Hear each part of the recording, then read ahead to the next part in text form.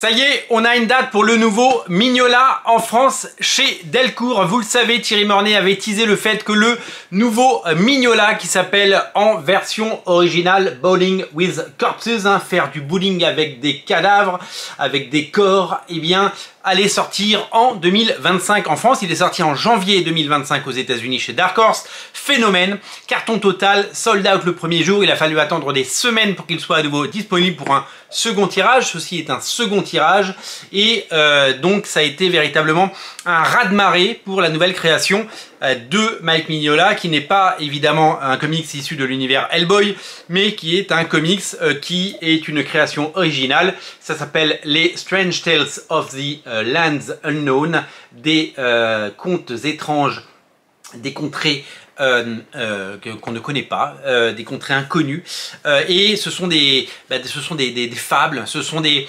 contes, ce sont des récits, ce sont des légendes qui sont illustrées par Mike Mignola. Je vais vous montrer quelques pages, c'est tout simplement magnifique. Donc Thierry Mornay nous avait annoncé que ça sortirait cette année, et nous avons la date, c'est le 15 octobre que sort Bowling with Corpses en France, et ça va pas s'appeler, comme vous l'imaginez bien, Bowling with Corpses, qui est un titre qui pourrait évidemment faire un petit peu peur aux gens. Ça va s'appeler le Carnaval des cadavres. Voilà donc le titre français de cette création de monsieur Mike Mignola. Vous le savez, Mike Mignola, c'est un artiste de génie qui a travaillé pour Marvel et DC dans les années 80 et au début des années 90, que ce soit sur Gotham by Gaslight, sur la Jungle Adventure de Wolverine ou encore sur quelques pages de X-Force avec Rob Liefeld, et ouais, et il a créé Hellboy au début des années 90, il en a fait sa création.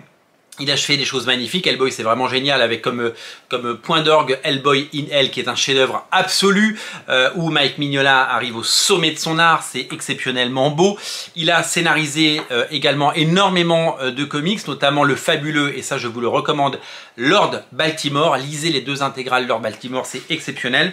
Et il a voulu se remettre au dessin, et il a été très largement inspiré par des contes et des légendes issues du folklore des pays de l'Est et des quatre coins du monde, pour raconter des histoires courtes, incroyablement bien illustrées, magnifiquement mises en couleur par Dave Stewart, pardon, et incroyablement magnifique. Je parcours très régulièrement cet ouvrage, qui est sorti en version originale, je vous dis, en début d'année, que j'ai eu la chance d'avoir, bien, je crois, en avril ou en mai, et qui est...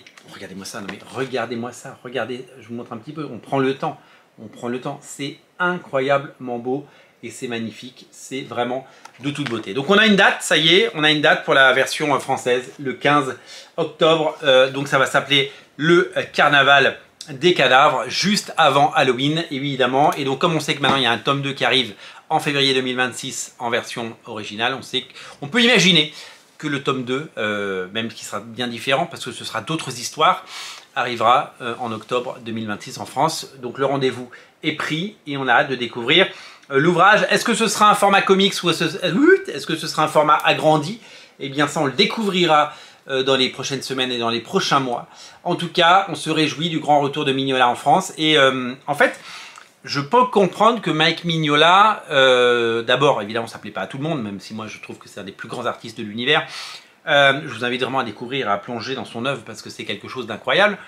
De l'autre côté, je peux comprendre que c'est difficile de rentrer dans Hellboy. Parce que d'abord, le début d'Hellboy, c'est pas ce qu'il y a de mieux pour moi.